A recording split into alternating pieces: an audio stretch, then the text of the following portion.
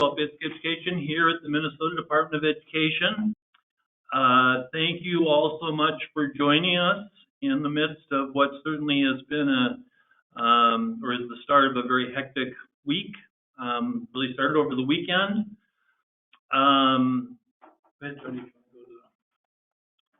We have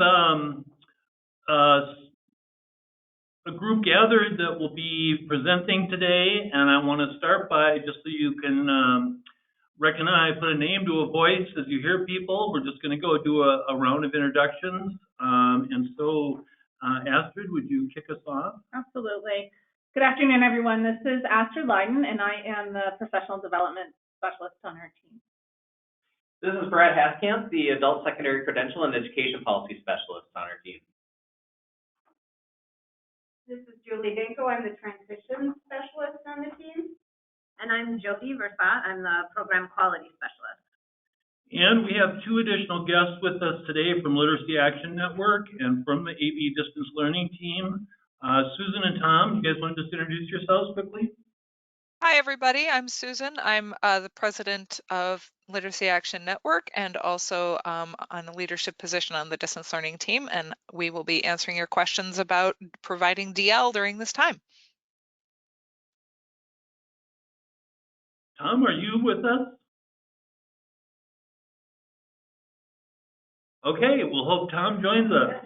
Hope he's not having technical difficulties. Tom, I've unmuted you on our end. Can you unmute yourself? Okay, well, we've got a little time to get that figured out.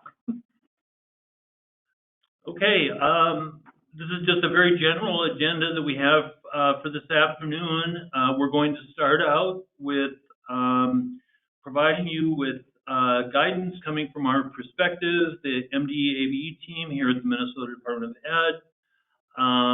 We're then going to transition to Tom and Susan to share some information with us regarding using distance learning to help us keep programming going as much as possible. And then we're really looking forward to having an opportunity both to hear from all of you and for all of you to share ideas with each other. So that's kind of our general agenda, and I'm going to launch right into it then with giving you our perspective from here at our MD-ABE office. So we are really operating from the perspective of three primary goals, and we suspect really this is what these goals are the same things that are driving your work as well. So the first is safety. We are certainly part of doing our best to help lower the peak of the outbreak curve. And to that end, we're thinking of the safety of ABE students, ABE staff, and the part we play in helping keep our communities safe. Second is, our goal is that we provide the best possible service for adult basic education students throughout any program closures and disruptions. And the third is that we provide support as best we can for ABE programs and staff, all of you folks across the field. So we'll just sort of dive right into it here. As you're well aware, the governor has, through executive order,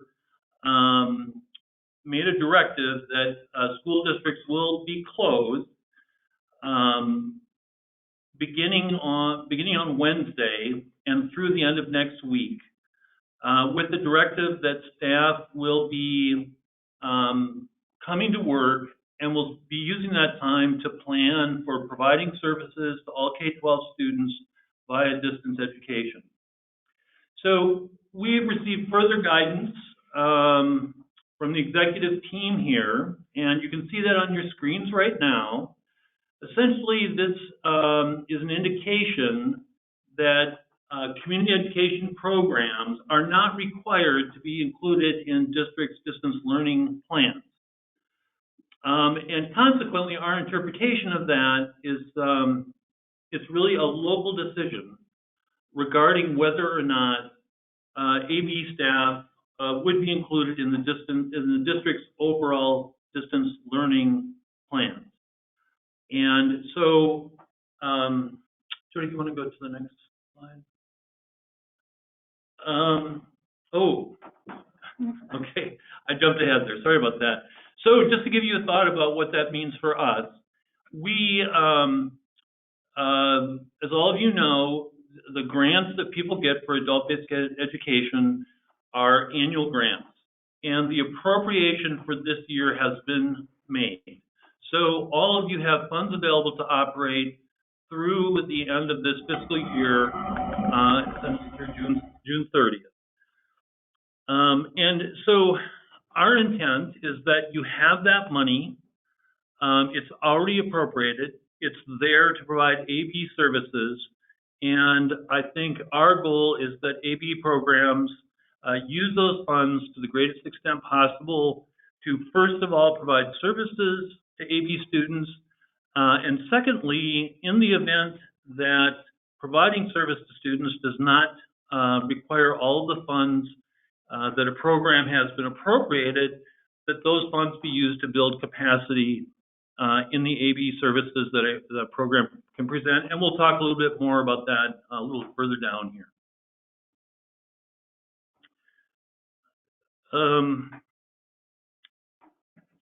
So part of our goal is that continuation of service be as extensive as possible while maintaining quality. And part of that is, I know one of the questions that we are just getting constantly here over the last couple of days has to do with what about implications of contact hours?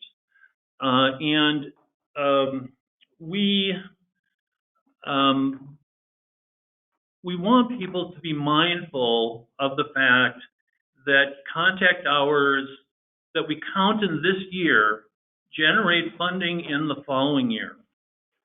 And consequently, they have really nothing to do with the funding that you're receiving this year.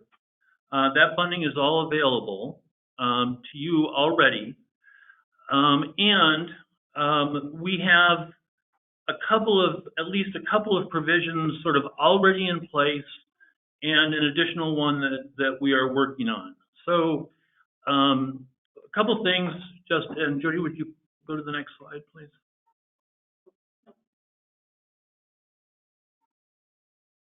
Okay, so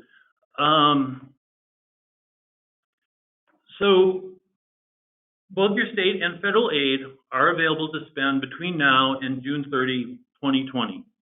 And we'd like to see you use those funds to deliver services in whatever ways are possible throughout any period of school closure, and as possible and based on considerations like public health recommendations and guidelines, district requirements and staffing. If you work in a community-based organization or in the corrections system, you'd certainly be subject to the requirements and restrictions of your own agencies.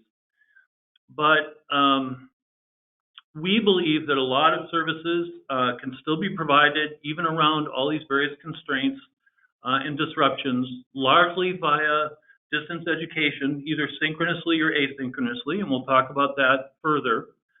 And that then any funds that are available over and beyond what it takes to provide service, as I mentioned earlier, could be used to build capacity in systems.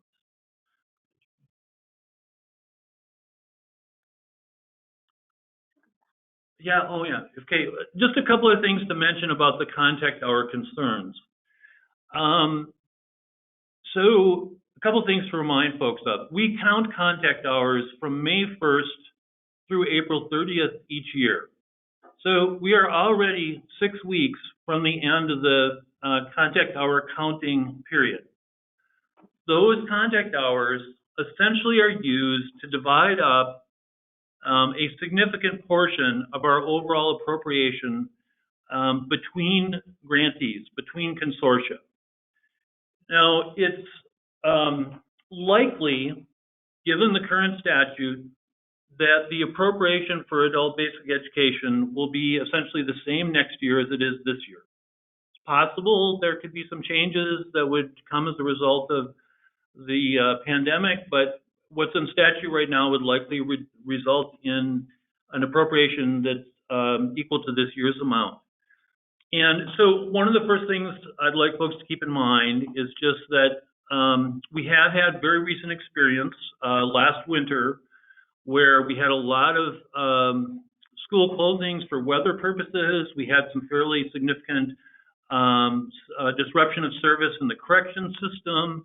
And there was a lot of concern about whether funding would be available, whether programs would have as much funding in the following year as they had in the prior as a result of disruptions. And it turned out what happened was that contact hours were down so significantly statewide that drove the contact hour rate up and essentially had the effect of ensuring that most programs got essentially the same amount of funding for the following year that they had received during the year when all the service disruptions occurred. Second thing, just to make sure folks know about, is that we have a disruption of service provision in state statute, which is designed to hold programs harmless. And we have never used that before, but it certainly applies under a situation like this. So that is available as a safety net.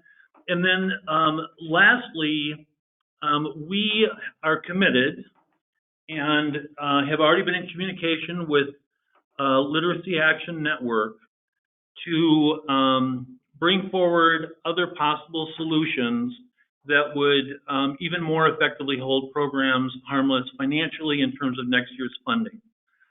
And we can talk about that in a little bit, but bottom line is we'd like to encourage you to not worry about contact hour generation and funding for next year at this time, and rather use the funds you have available to provide the best programming and the best capacity building you can in your consortium. So let's pause here. Susan, if you'd like to chime in from a land perspective, we'll have you unmute yourself and do that. And then we can also address a couple of the questions that have come in via chat so far. So one question we've gotten is about service to jails. When local jails are closed and we are contracted to serve there and have teachers on contract there. So we would encourage you to kind of adhere to the intent of the governor's guidance in paying those folks still, even though they can't necessarily provide the service there. And if there's the other things that those staff could be doing during this time, and we'll get into some specifics later on in this webinar, but that definitely is a possibility to continue paying them and just reallocating some of their time for other purposes. Again, given local constraints in terms of decisions that your district or fiscal agent has made, local corrections, et cetera. But as far as we're concerned, the ABE funding is there and available to be spent. And to continue paying staff. And to continue paying staff. Other questions? Susan, are you able to join us for a second? I am here. Thank you.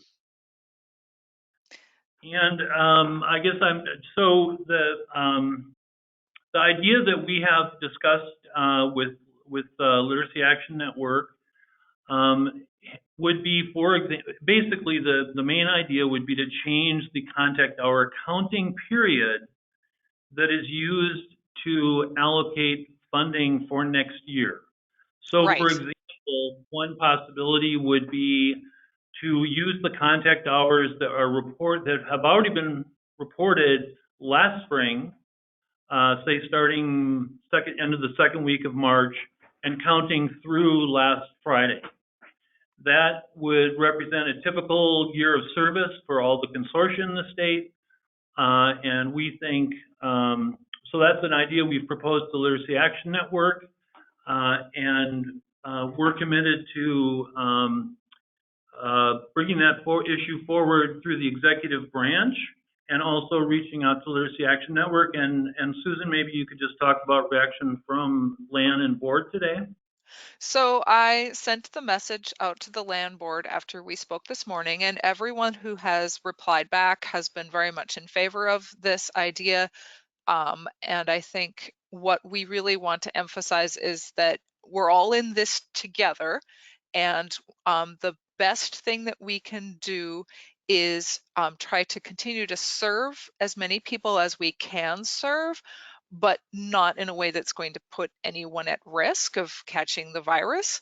And so that probably means distance learning options.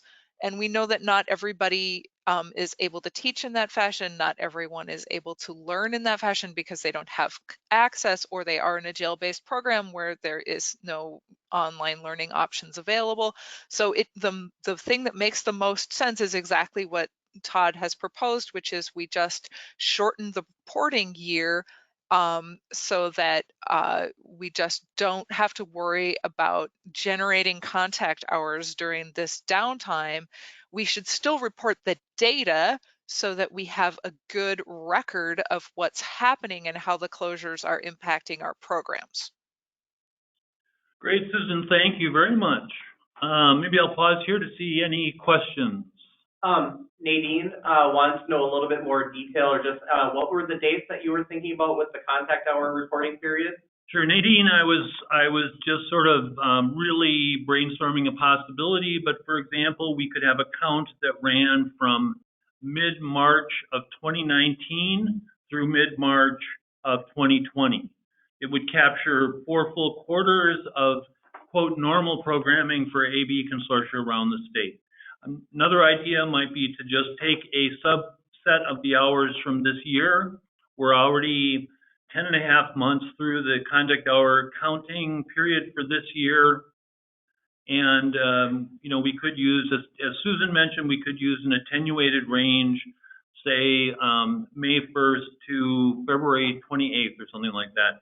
The details would be something that we'll try and work out, and we'll take a look at, reach out to SID staff to help us take a look at contact hours and how they distribute it over the years, and we'll work closely with the folks at LAND to craft a proposal that we can both support. We also have some ideas coming in via the chat regarding providing service to local corrections. Sean says that they are looking at using Zoom as a way to bring in some instruction with a correctional officer present. Amy Fish is looking at providing packets that they will work with county jail sergeants to pass in and out. So that's another way of providing instruction. Those are great examples of thinking creatively and innovatively about how to continue providing instruction. And I'll just mention that we are planning on downloading the chat log from today's webinar, calling out ideas that can be shared with the rest of the field.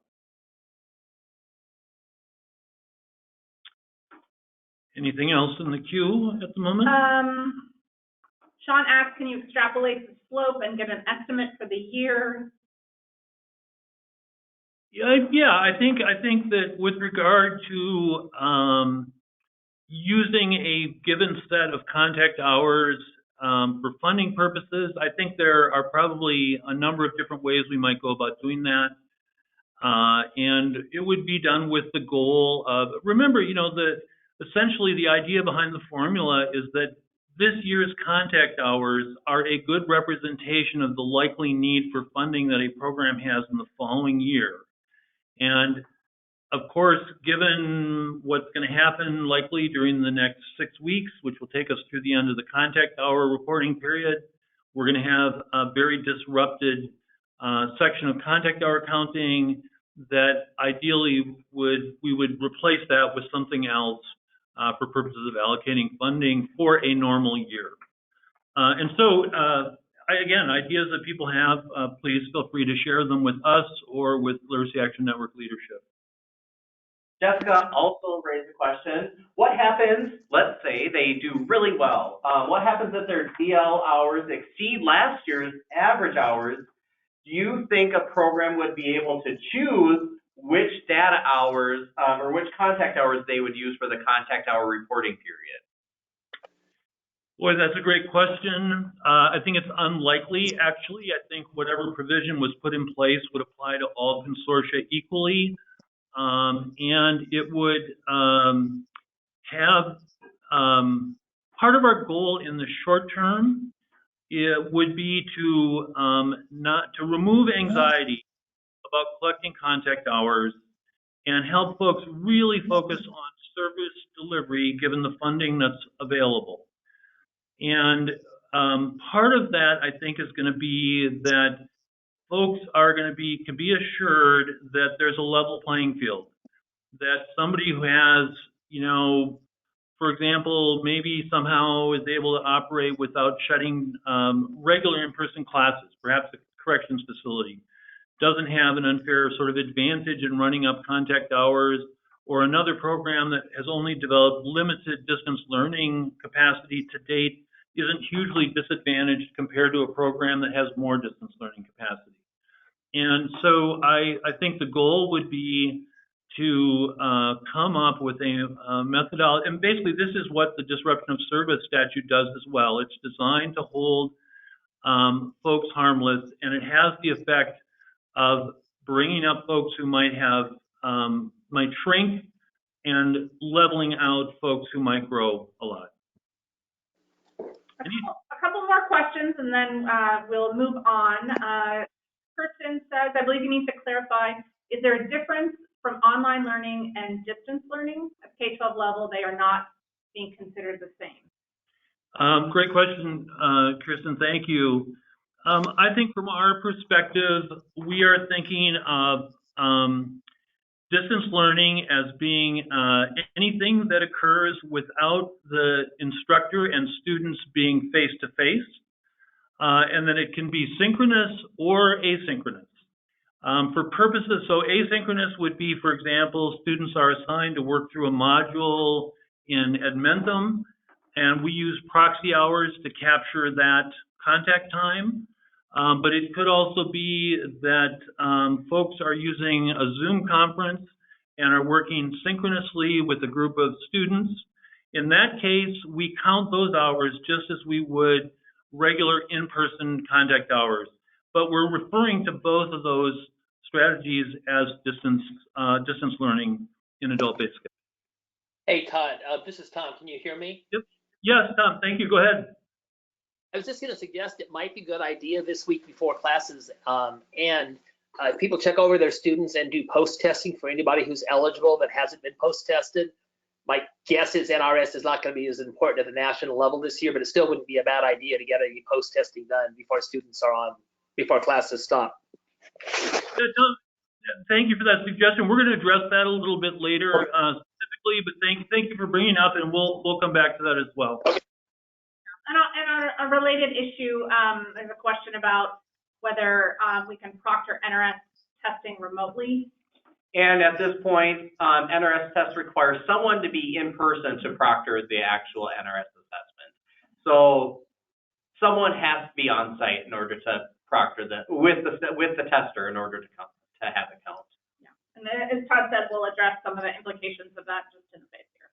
Yeah, so hold that, and we'll go into a little bit more greater detail a little bit later. Jody, you want to? Eric, question? Oh, I'm sorry. Yep. Okay. So Eric asked, if we have new students interested in distance learning, can we enroll them into our program online? We wouldn't be able to give a cost of schools test, so we would be limited to 12 hours. Would we be limited to 12 hours for the student, or could the student hours be extended in these circumstances? Or will we just enroll them in our program as DL students and not worry about the hours over 12 hours? So, Eric, great question. We, as you know, currently SID is set up to limit a student who has not been pre-tested to no more than 12 hours. Our intent is to not change that, but our intent is also to encourage people to go ahead and serve those students. So if you have a student who comes into the system who either, for whatever reason, you're not able to pre-test them, that is not a reason to not provide them service, but you will only be able to count contact hours for those students up to the 12 that are allowed within SID. And again, would just like to encourage you to really think about best service delivery models and rely on our efforts to find an alternative mechanism for allocating resources next year that would compensate for any contact hour disruption.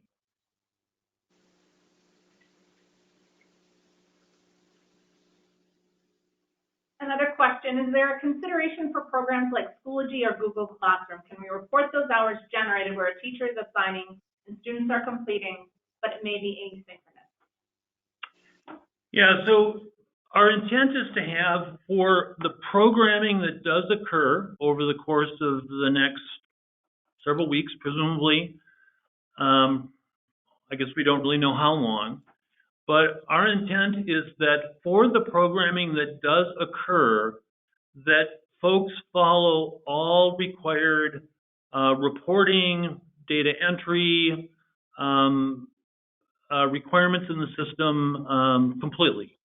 And so this would mean that distance learning platforms that have already been approved for proxy hours or other sorts of online instruction, you would count those as you normally would. If you have instructional practices that you're going to adopt newly and they have not previously been vetted for proxy counting, then you would not count those hours. And again, we're going to rely on the disruption policy or the statute, the likely increase in contact hour rate that would follow from a decline in contact hours, and ideally, we will be successful in partnership with LAN in getting an alternative address for allocation of funds for next year. So again, the message is follow all the existing procedures, law, statute, regulation, and policy, and then at the same time provide as much service as possible. Do you mind if I jump in for a second, Todd? Sure. So we don't currently have a system set up for sort of a teacher verification model through a learning management system to show proxy hours.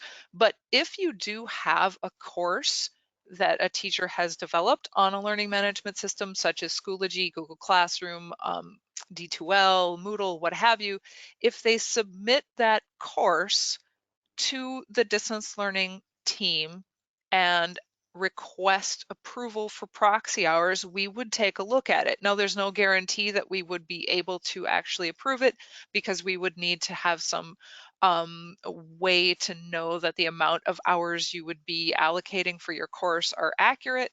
But we would certainly take a look. And then you could, if it were to be approved, you could count hours for that. But in the current situation, we don't have a method set up to do that.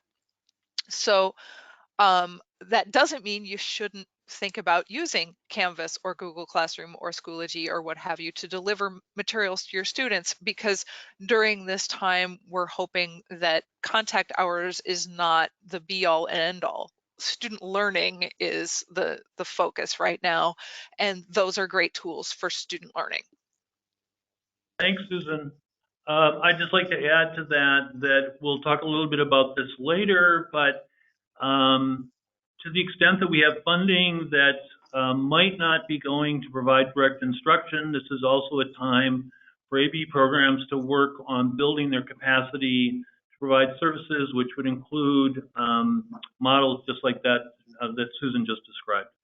So we still have some questions coming in. We are forward with our slides because many of the questions that you are asking will be addressed in what we're planning on sharing, but keep the questions coming and we will come back to them at the end and make sure that everyone's question gets answered. So some ways that we've already talked about here, there are ways that you can continue to provide ABE services during the school closure. You could be using some of those synchronous options like Zoom, Skype, or some other instant platform. You could be doing online learning.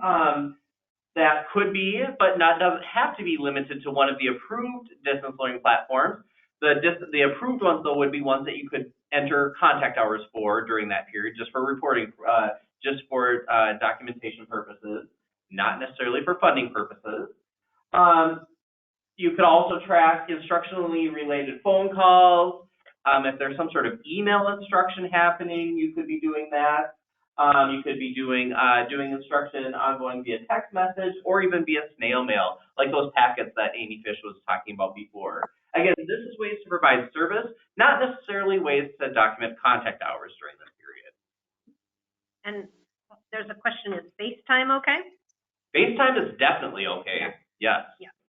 And FaceTime, just like any other synchronous platform, you could actually document the time just like contact hours. Yeah, so it'd be counted as seat time, not as distance learning proxy hours. Yeah. It would be distance learning seat time.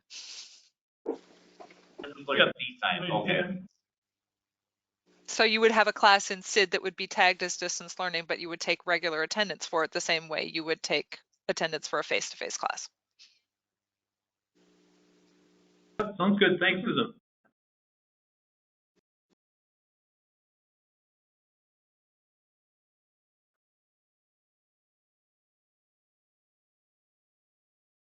All right, so also we just want to, we've kind of already been talking about this, but want to emphasize that to the extent that it may be difficult to provide direct ABE services right now, we recognize that. We recognize that ABE students have some barriers and, you know, based on everything that's happening in our communities right now, it's going to be difficult to deliver ABE instructional services.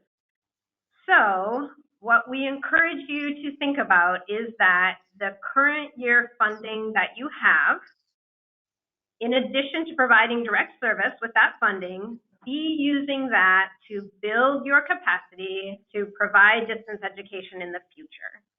And one of the messages that we're hearing here at MDE is that we need to be mindful that we're not sure how long this current emergency situation is going to continue.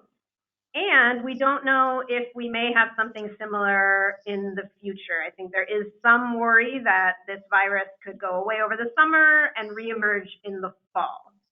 So we really encourage you to be thinking of this as some time to maybe take a little step back and think about what that means for your ABE program and for your ABE students and for anyone who needs ABE type services in your community.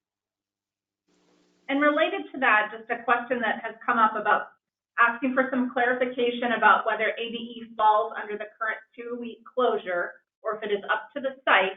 As Todd mentioned in the beginning, our interpretation is that it is up to your district to determine whether your ABE staff will be part of that 2-week closure.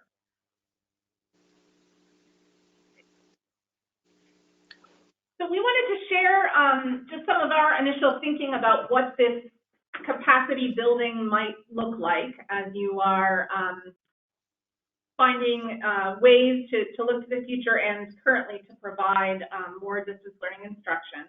So for your instructors, you know, thinking about the example that was mentioned earlier, maybe you might have instructors who are not able to provide distance learning currently, thinking about the jail example, or maybe have students who have limited access to technology and they're finding themselves with some additional paid hours and no students. What are some productive ways that we can be using that time to build our capacity for the future?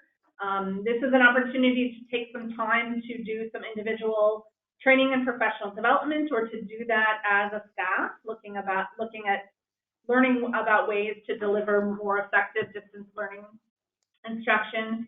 We have our DL Basics online course available at our online website link. We have a link later here in the PowerPoint for accessing that to get some basic understanding of how to do that. This is a time to be developing online learning curriculum, potentially researching online learning platforms, and reaching out to students to help them build their capacity to access distance learning. Support staff also may have a role in building their own understanding of distance learning. They can be reaching out to students to support them, researching communication tools to use with students, thinking about how to organize device distribution to students, and doing additional research about internet access or technology access for students. Hey, Astrid, this is Tom, and I just want to remind people that Susan and I and Adam and the rest of the people on the DL team are certainly going to be around and present and available for people that have questions, want to run through new ideas, whatever comes up. We're going to be very much present. You can reach us through our Zendesk email address, our phone, or our own emails. Thanks so much, Tom. And we'll have their support email a little bit later in the PowerPoint. The distance learning team will be an amazing resource for everyone. And Adam has just chatted that into the chat box. And then folks who are in manager roles, obviously you'll be, I'm sure, very busy over the coming weeks communicating with your organizations and district leadership about plans, but you have a really important role in facilitating communication and collaboration and training for your staff around distance learning. This is a time to find ways to bring your staff together to share their knowledge and resources and divvy out responsibilities. We also know that our K-12 partners are going to be doing extensive work in this area, and we will have a lot that we can learn from and with them. So let's reach out to those partners, as well as our college partners.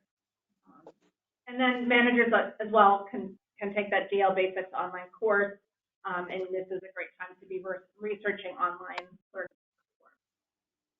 So at this point, we want to just pause for a moment and let you chat in additional ideas. What are you thinking about? What are you planning on as you look ahead to the coming weeks?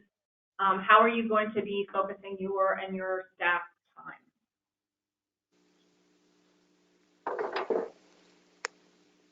I can speak for our program. We definitely have our site coordinators working on communication with learners. So actively using social media and Remind, for example, to communicate with learners about where to find food for their kids if their kids insecure, or if they're food insecure in their communities, about getting out information about the virus in a variety of different languages to our students, things like that. So communication is a big piece. Teachers will be working on lesson planning and curriculum development, and some will probably also be teaching synchronously online using tools like Google Hangouts. And I'd love to hear ideas from other teachers, and it looks like we're getting some in the text chat.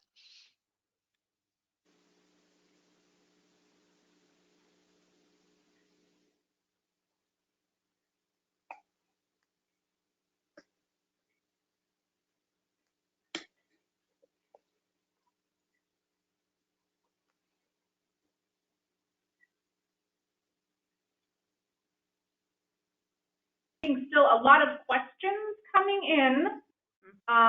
So my thought is we can pause on this sharing at this moment and move forward through the rest of our guidance slides and then come back and address questions.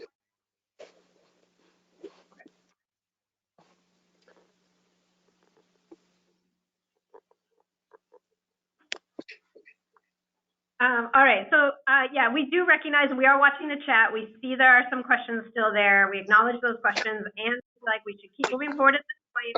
Our team is going to stick around as long as we so we'll do our very best to make sure all of your questions get answered. But we just want to put this out there to you at the moment as the challenge to you, and that is to use the ABE funding that you've been awarded, which goes through June 30th of this year, to deliver services, you know, as well as you can, and that you can also be using those funds at this time to increase your capacity, especially to deliver distance learning and online learning.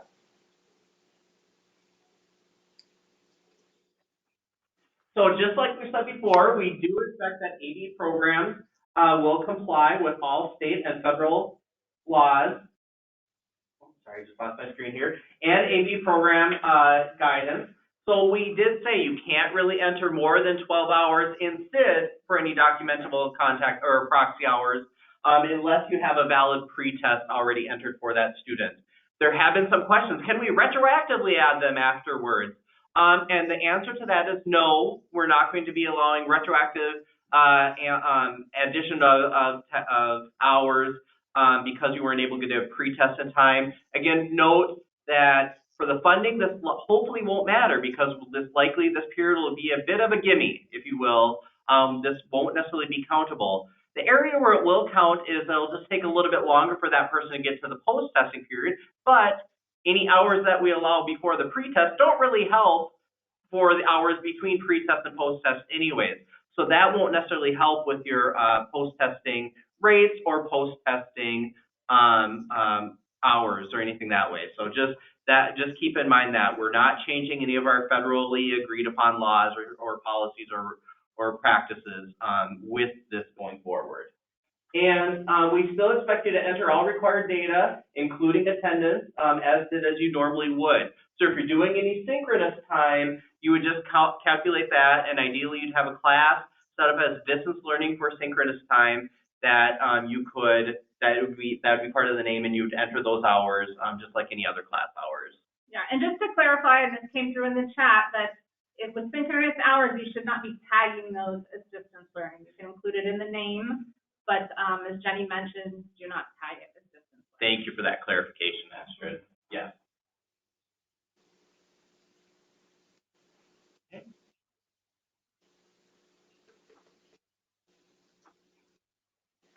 Right. So we just want to put another note out there, again, to try to alleviate any potential worry or stress around this. We clearly recognize that closures are going to impact your ability to conduct post-testing. In fact, probably in most cases, you aren't going to be able to conduct post-testing. And in many cases, students won't be generating as many hours to be able to qualify to post-test anyway. We are aware of that, and we recognize that this will impact your measurable skill gains for this program year. So we're committing to you that we're going to keep that in mind as we think about the program improvement process for next year.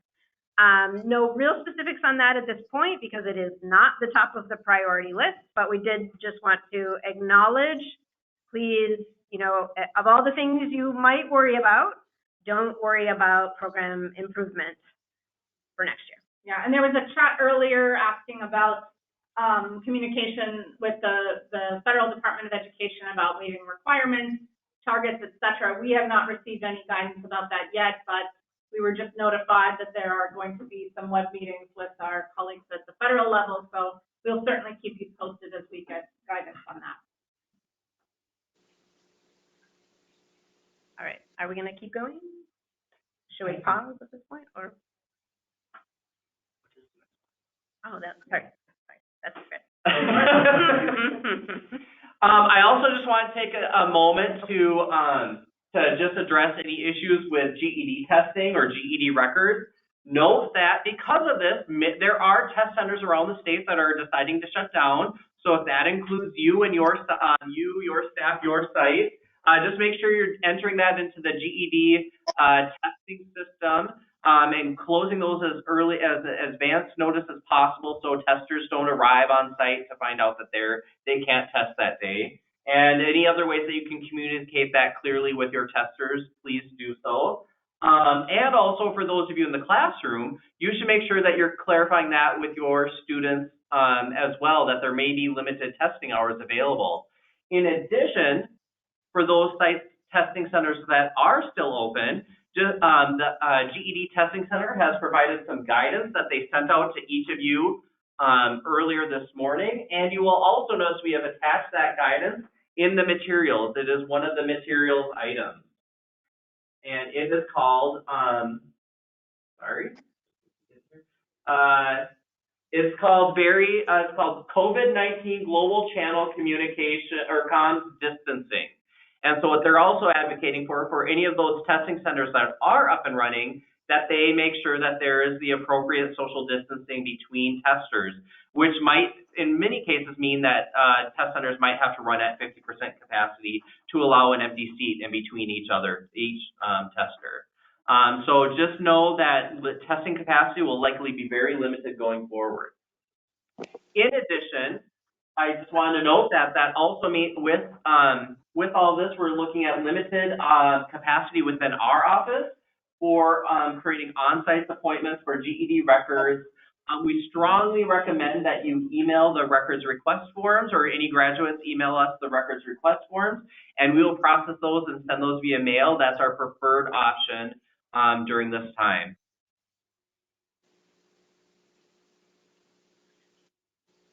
Oh, I've got, so Brad, Emily just chatted in a question. Can you please speak to the ADP issue? We have a number of students who are on track to graduate this spring and who need to finish up classes.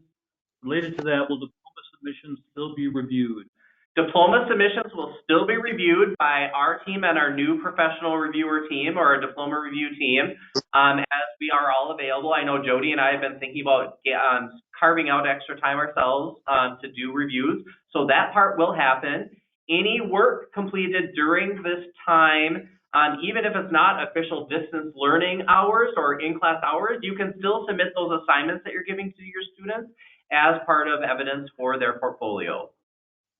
Absolutely. We'd encourage you to be thinking particularly about those diploma students should have the skills to be able to do some online learning and communicate with you online if they have devices to do that. So yeah, we would particularly encourage you to think about how to keep working with those diploma students during this time. At the distance, and yeah, like a lot of those capstone projects and things like that would be perfect as an email assignment. Yep. So before we move on to hearing from our distance learning team, let's pause, and we do have a number of, we'll take questions at this point that have come in the chat related to ABE policy guidance. We still have some confusion, I think, about whether programs that are not affiliated with K-12 districts or not holding classes at school sites can continue their programming. So I think we'll respond to that. Sure. So the initial directive from the governor to Minnesota's school districts was to close school from this Wednesday through the following Friday, or through the Friday next. So for 8 days essentially, to put in place, staff would report, put in place distance learning plans to then, on that following Monday, begin serving K-12 students via distance ed. There was a subsequent clarification that has been posted to the department's FAQ that indicates that the school districts are not expected to include community ed programs under that mandate. Our interpretation of that is that then becomes a local decision. So a school district could choose to include ABE staff under that provision or might not. This also means, however, that for our CBO members, correctional facilities, Department of Corrections, that mandate does not apply, I think clearly does not apply to your programming. And consequently, for all ABE programs, you have those funds available, and you may continue to spend them on programming to the extent that you're able. So if your school district is not including you in their distance learning planning time, if you work for a CBO that has not placed any other restrictions on you, again, I guess the point is that we cannot provide you relief from local requirements. Those of you who are in district fiscal agent program, work for the school district, you have to follow their directives first. The same would be true for a community-based organization or Department of Corrections. But to the extent that is possible, given local constraints, you are free to go on continuing to provide programming and spend your ABE state and federal grant funds to do so. And when we're talking about that programming, we are talking about programming at a distance. Because following public health guidelines would indicate that even if classes are held in non-school buildings, probably in most cases there is not a way to offer face-to-face instruction while adhering to CDC guidelines of social distancing. And our assumption is that, I think, just to follow up on Astrid's comment, our assumption is that really, again, referring back to our 3 sets of goals, student and staff safety and supporting community health is our #1 priority. And I think we assume that essentially means, for the most part, in-person programming will largely come to a halt. Exceptions, there are some exceptions, however. For example, within correctional facilities, if educational programming is part of a person's work expectation, if continuing educational programming within the facility is critical to normal running of the facility, and the facility has decided that there won't be any restrictions until such time as there's evidence that the coronavirus infections exist within the facility. In those cases, we can still imagine that there would be some sort of in-person programming.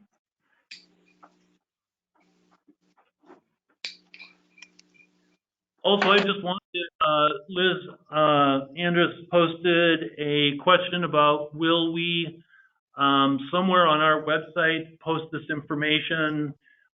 We certainly will. We'll start by getting the PowerPoint and some other things set up, but we've been kind of scrambling to get to prepare for this webinar, and we'll work going forward on putting together some sort of FAQ or update sort of document that we'll have posted, and we'll let you know when and where that is once we get that going.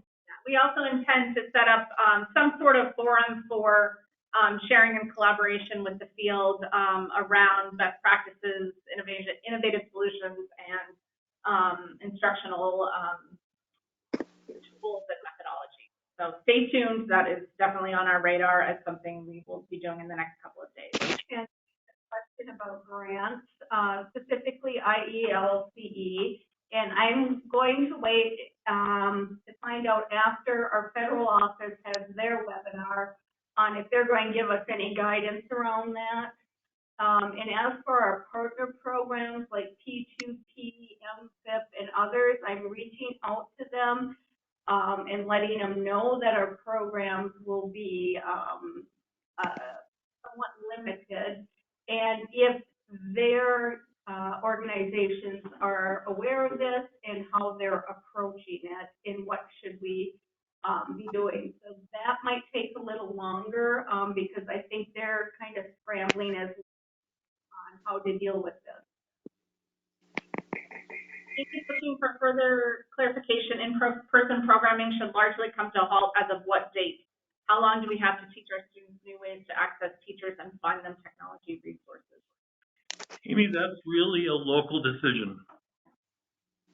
So I think our encouragement is safe students, safe staff, support community health, but really those kinds of decisions are likely to be made locally. But I will say anecdotally, what we are hearing is most programs are either shut down now or are shutting down by Wednesday. Yeah. That's certainly most of the community-based organizations in St. Paul have contacted me and said they're closing down this week. So. Yeah. We did have a question about from Brian about, can the 30-day entry requirement be expanded to maybe 60-day? I'm assuming you're talking about the data entry window, which is the current plus prior month. Well, that's not kicking in until May, and we still anticipate having that start in May.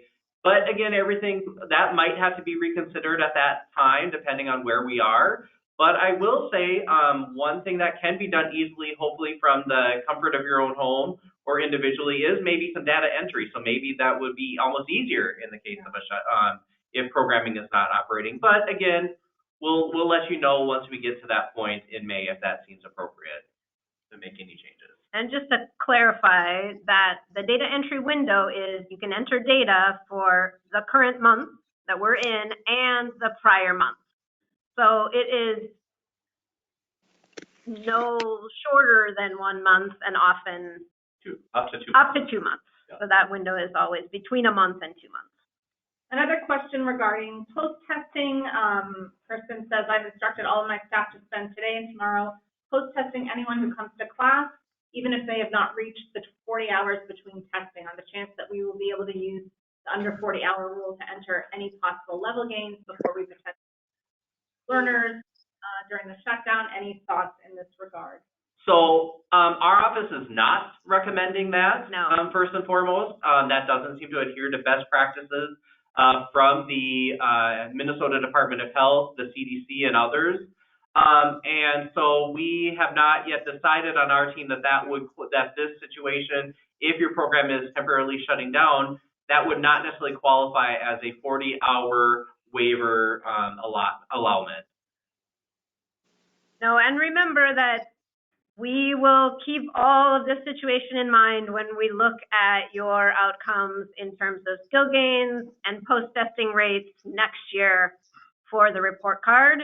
So please be making your decisions based on what your community needs and how you can support your ABE students in this really difficult time and your staff, not based on funding concerns or concerns about skill gains or post-testing rates. Those are secondary concerns at this point.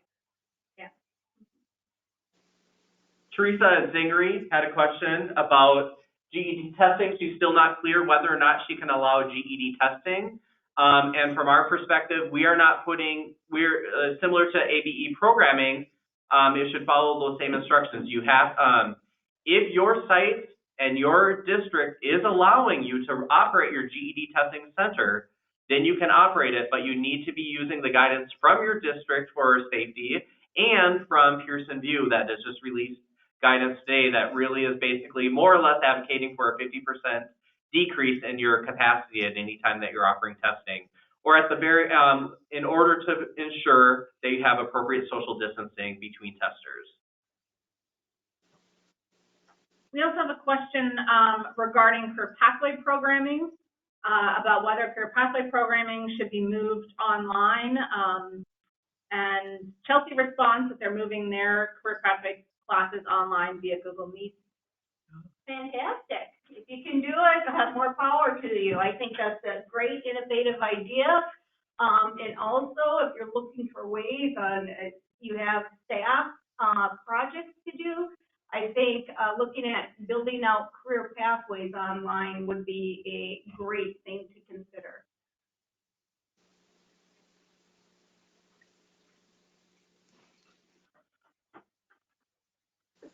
Okay, we're going to move on now to some resources and suggestions from our distance learning leadership team, Susan Lettenkamp-Rance and Tom Citron-Heisem.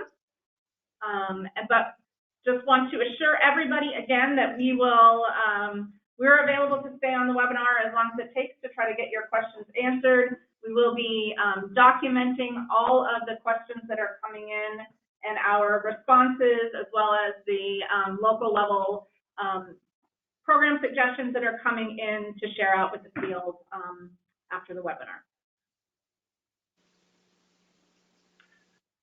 Tom and Susan?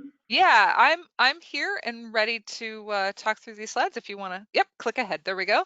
So as has already been made clear, further closures of public spaces are likely. I think that even if your district hasn't closed your library yet or your facilities yet, it's likely that that is coming soon. So this is going to continue to impact us and for the foreseeable future. So I think we really want to take a look at how distance learning can help us continue to serve our students in this time. We want to make sure that we're able to continue to offer learning opportunities. So Let's advance to the next slide. As has been mentioned already, seat time at a distance is already allowed under our existing distance learning policy. So that means synchronous online learning on a webinar platform, Zoom, Google Hangouts Meet, Skype, FaceTime, whatever you have access to, you can set up a class, connect your students, and take attendance just like you would take attendance in a face-to-face class. Now, of course, not all students are able to connect to something like that due to access limitations or devices, and not all teachers necessarily have the skills and knowledge to be able to offer something like that. But we want you to encourage your teachers to consider it and try it. Even if we can serve a portion of our students, that's better than not serving any of them. So I think this is a really good opportunity to try out something new and see how well it might work for our students. Tom, did you have anything to add? You know, you can always just feel free to jump in. Yeah, I just really encourage that kind of experimental mindset. None of us know how long this current shutdown might last or future shutdowns. So I think look on this as an experimental time and to try some different things and start building capacity, as was mentioned earlier, is a really good way to proceed. All right, can we go to the next slide? So I think one of the other things that we really need to make sure to focus on, whoops, here we go, slides are jumping around here, is communication. So if we are going to be serving students at a distance, we need to make sure that we have open lines of communication, whether that's an email address or a text message system, whatever works best for communicating with your students. And then also for your staff, thinking about making sure that everybody has the equipment that they need for remote working arrangements. If they are going to be teaching online, they're probably going to need a headset with a microphone, for example, so that they can communicate clearly in those web-based meetings and in online instruction. So those kinds of things are things to think about now. And then also making sure that teachers who have not been involved in distance learning in the past have the training that they need to do that correctly. So that's DL Basics, or you can also work with me, and I would be happy to onboard teachers at your site, do a web-based meeting or something like that for your teachers to make sure that everybody is knowledgeable and able to provide that that service as we want it to be done. Again, on the theme of communicating with students, one of the tools that I find to be the most valuable is called Remind, and many school districts are already using this tool. It is designed for education, so it takes into consideration all of the privacy protections that you would need in communicating to a group of students. You have students sign up to receive your messages, and you send one message, and and everybody who's subscribed gets your message, and you can send out links through that. So if you want to send a link to an online learning platform, or if you want to send a link to a Zoom meeting or a Google Hangout, you can send that. We are also using our Remind system to send out audio recordings that we're making in different languages that our students speak. So we're just using a phone app on one of our staff cell phones, and she's making recordings in different languages and then sending them out to students in their home languages so that they can get information about closures and when we might be open again and all of that kind of thing. So Remind is free for you to use, and it protects your privacy, it protects your students' privacy. It is a great tool to use for situations like this. Susan, I think it also might be good for people to think about planning for when the closings end, whenever that is. That we all know that some students have a hard time committing to class under the best circumstances, and people will have a lot of residual fear. So programs might want to be thinking about the need probably for some personal outreach via phone or text to individual learners who may be hesitant to return to class once the immediate crisis eases a little bit. Okay, and there was a question in the text chat from Aaron who says, do teachers who are teaching using Zoom, Google Hangouts, etc., also need to take DL basics first? I don't necessarily think so, but it wouldn't hurt because there is valuable information in the course, but most of it is organized around the idea of asynchronous online learning on an approved distance learning platform and how proxy hours are counted and things like that. And those issues aren't really relevant to synchronous online learning where you're taking seat time. So I don't think it's not something that we've really considered before. So unless the Department of Ed staff want to weigh in here, I would say not required, but probably helpful. Agreed. Yep, we are nodding. Sounds good to me. Let's see. On to the next slide.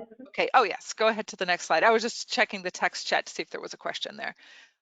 So self-paced distance learning, right? It's not a replacement for face-to-face class, but it can be helpful, educational, and important. So we know that when students are disengaged from their learning, they can lose progress, they can become disconnected from you and from your program and be less likely to come back to class when you do reopen. So getting students onto a distance learning platform now and making sure they know how to use it and have access on their device is a good way to keep them engaged in learning and engaged with you and continuing to make progress towards their goals, even though they can't come see you face to face.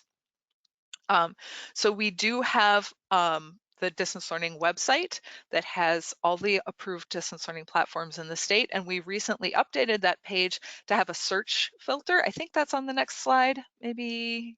Oh, not quite the next slide, probably 2 slides ahead, where we have put in a search filter so you can use that to quickly find the platforms that would best serve the students that you're working with. So when we talk go ahead, Tom. Next couple of slides are more about platforms. I just want to remind everybody that all programs have free access to Admin courseware and North Star. We also made a decision on North Star that we now have self-directed online instruction that students can use independently for computer basics, which might be something you want to think about some of your learners. We also have quite a large number of other approved DL platforms that we don't pay for, that individual programs can buy. Some of them are free, however. In the next slide, we'll look at the filtering tool that we have. So I would really suggest that you sign up as many students now as you can for any platforms that you plan to use. I'd make a note that many platforms companies are coming out with either free or reduced price options during this time. Burlington English is one of those that is, we don't have any unassigned seats for the state, but they have a reduced price for new seats that are available. Many other programs do too. I believe later in the slideshow, we have a URL that lists resources for all the different programs that are reducing their prices and so on. So I would also really recommend, if you have time, and I know it's only a couple of days, but if you do, take some time during class to make sure that everyone that you plan to use one of these platforms with knows how to access it, because that's really key for students. You go on to the next slide.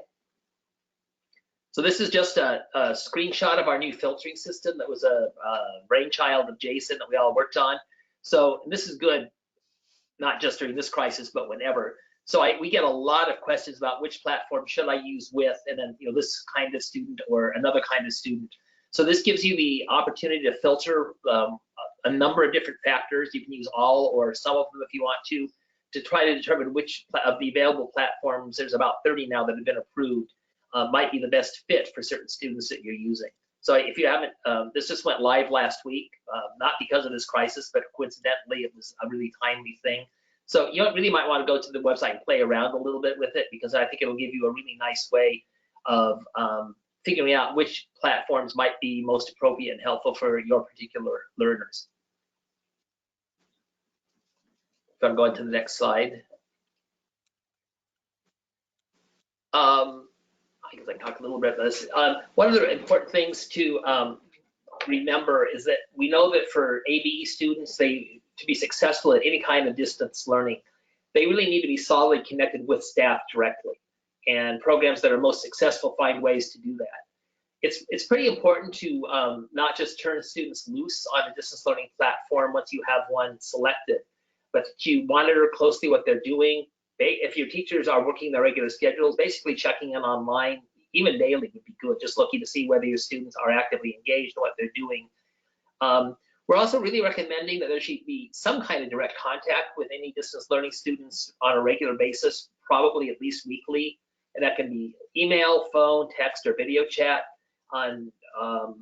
Helps them stay connected, helps you know what their needs are and make adjustments in their learning plans as needed.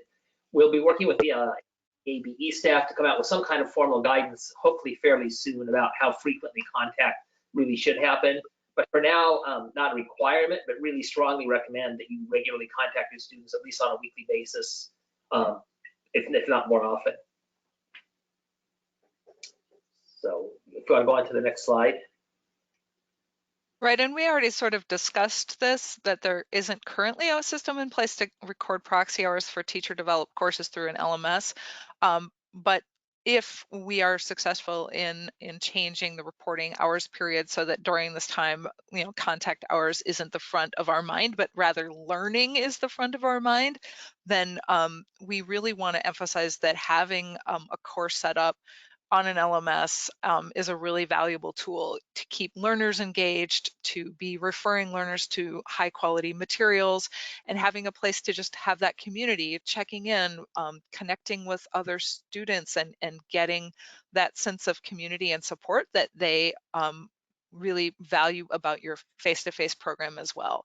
And both Schoology and Google Classroom are free for teachers, but there's lots of other tools out there, Canvas, D2L, Moodle, all kinds of different tools that you might have access to through your district or through a college campus if you're on a college campus.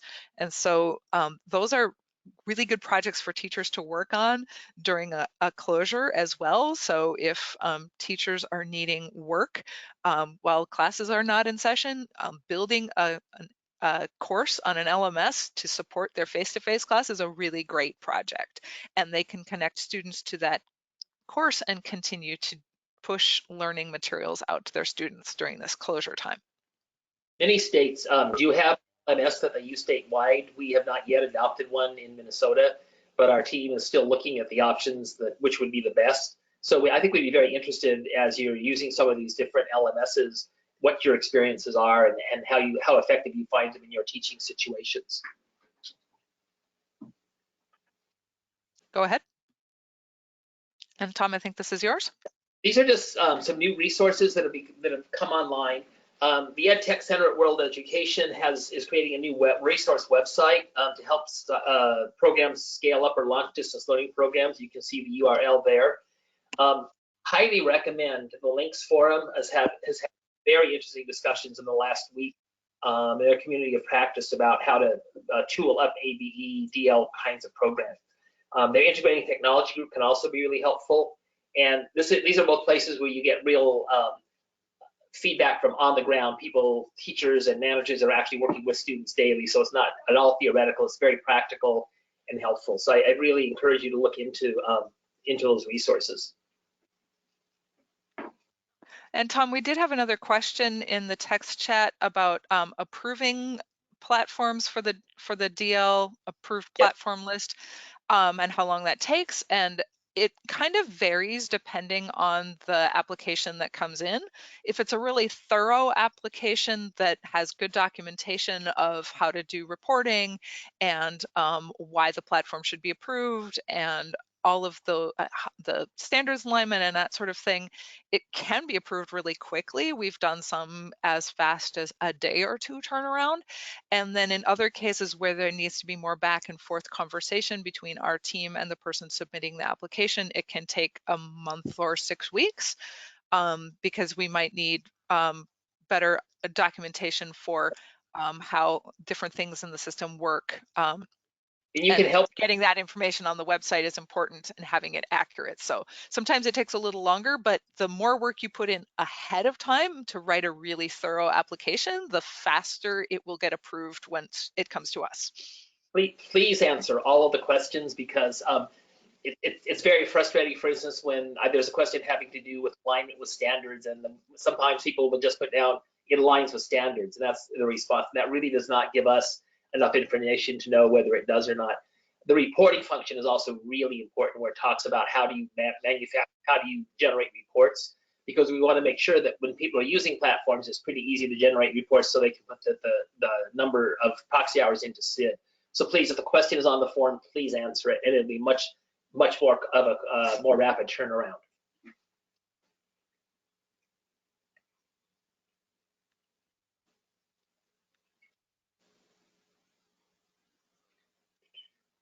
And we'll be working with the departmental staff on how to keep everybody up to date on potential resources. There's a lot going on nationally. Things are developing very, very quickly.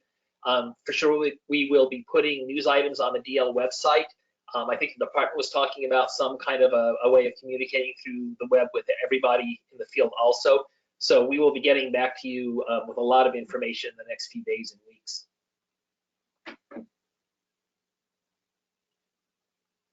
Susan, anything else?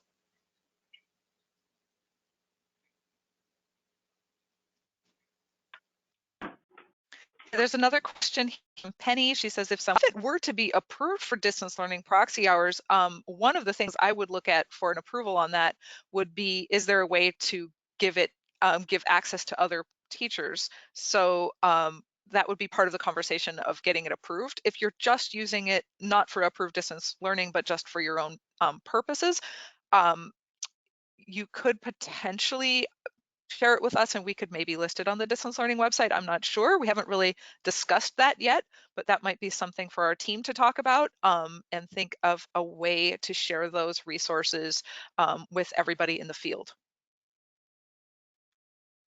Susan, if you go on to the next slide, this isn't really specifically about DL, but I just wanted to put this here because I think it's really important that there is an awful lot of extremely inaccurate and scary information online, all kinds of various scams about the virus and what it does and what to be afraid of and how to deal with it and so on. And I think our students are particularly vulnerable when they have sometimes limited English and low basic skills, haven't had a lot of opportunity to develop critical thinking skills. So please go to this website if you're hearing things from your students that you think are kind of odd, or if you have concerns about it. Please go to the website that we have listed here, check on what's currently going on. It's being updated all the time. And according to somebody in another state who sent this to me, the material there could actually be used directly with intermediate level readers, or you could adapt it for those at a more basic level. So I think part of our responsibility as educators is to help keep provide accurate information to our students during this really difficult time. So I really encourage you to think about this.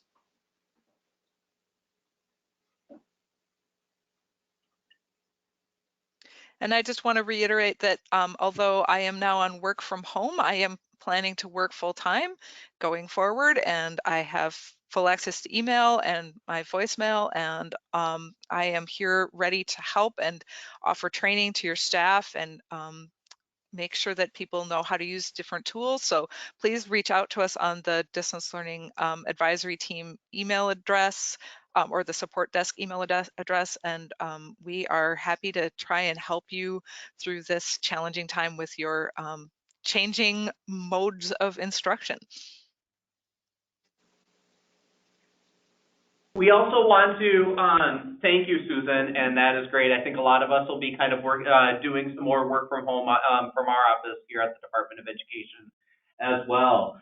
We want to let people know that we are planning another check-in with people, maybe if there are any new updates or announcements, but also just clarifying any questions that we don't get to today. We will be having a web check-in on Thursday, March 19th.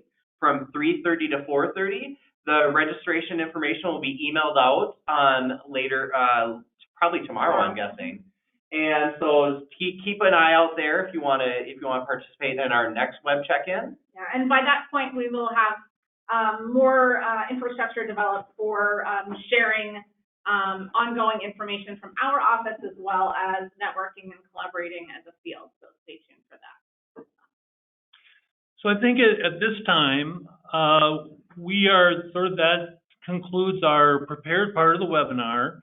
We're happy to stay online and answer additional questions, or folks, obviously, if you would like or need to leave, please feel free to do so.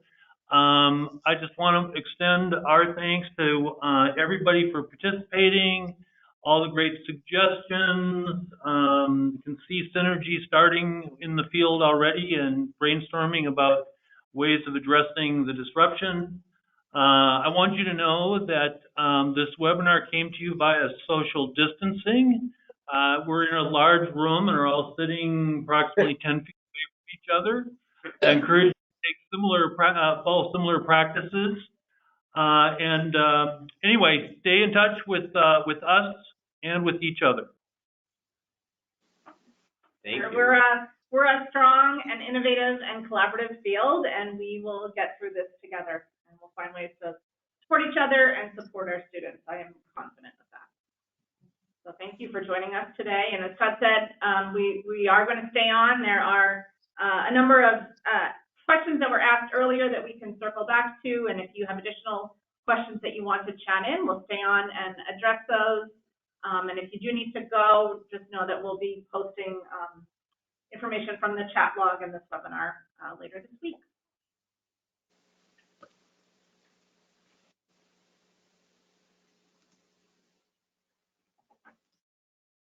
So we did have a question earlier, further clarification on the adult diploma, Brad. If someone is completing work that does not generate contact hours, can it still count as successful completion or demonstration of competencies? Yes. Work that's completed, even if it's not during official contact hour generating period, could still be submitted. If the student did complete it, it could be submitted as evidence for standard adult diploma portfolios. Also, a question about the 5-year narrative. Wondering how that process might be impacted by all of the things that are coming up during this time. Jody, do you want to speak to that? So at this point, you should be thinking that your 5-year narrative will be due June 1st, as per usual. And yeah, this is definitely a good time to be working on some of that narrative work. If anything were to change about that, we would definitely let you know. But at this point, no plans to change the due date for the narrative.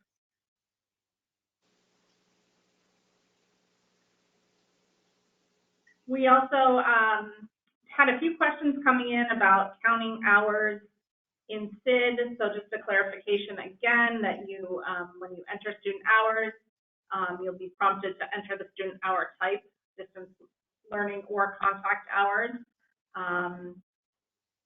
And Jenny, if you are still on and want to speak to any other clarifications around categorization of hours in SID, we can unmute you. She was saying that when you create the class, that's when you select the type of hours it will generate.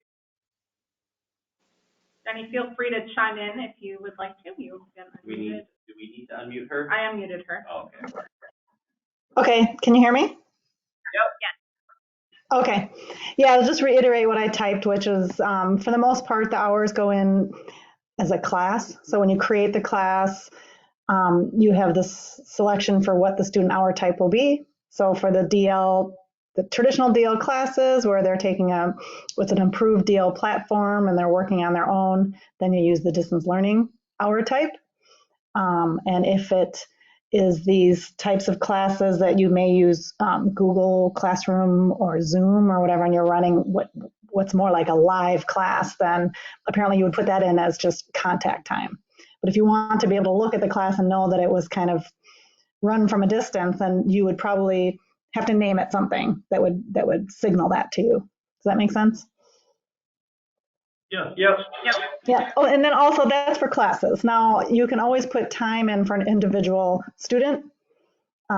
So when at that point it's on their student page and everyone's aware of how to put these kind of time in, and then you can select whether it's contact time or distance learning time at that point as well. Great. Yep, that makes sense. Thank you, Jenny. And we're available also, Mary and I and Garrett, we're all working, and we expect that if people are setting up DL classes or time and they need assistance with any of that, we're available. So You're already pretty well versed at social distancing, aren't you? yes, we're very socially distant around here.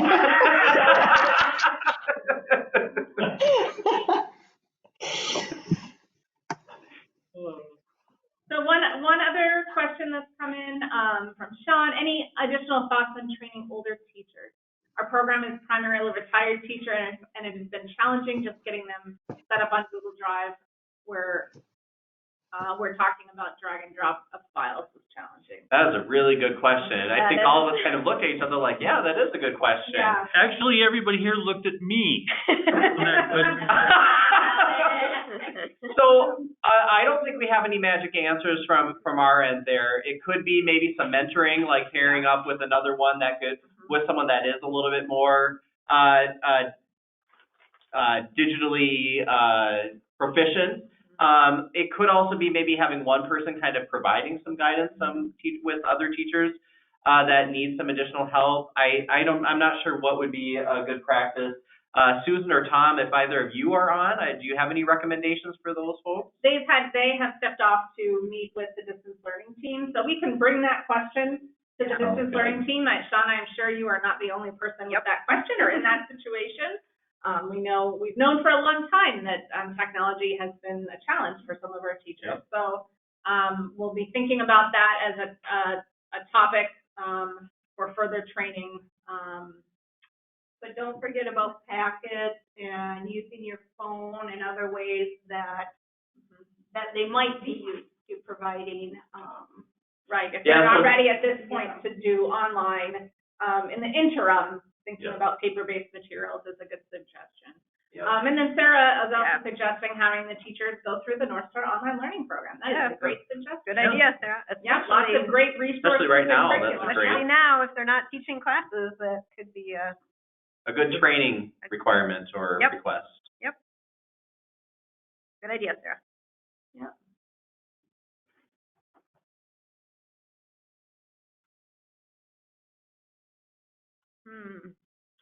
Elizabeth's question about G Suite and using Google Hangouts Meet.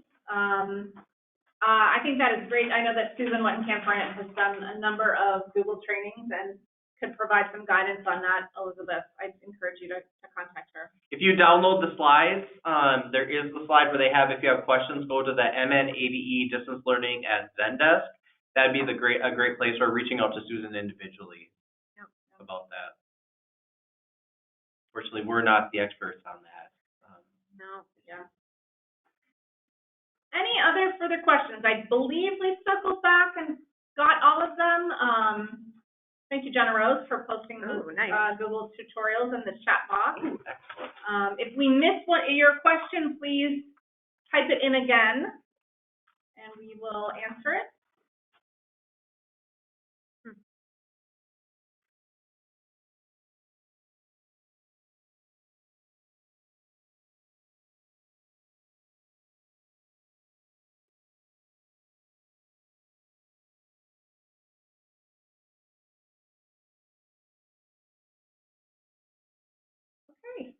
Okay. For those of you that choose to join us on Thursday for our web check-in, we'll see you Thursday or talk with you Thursday.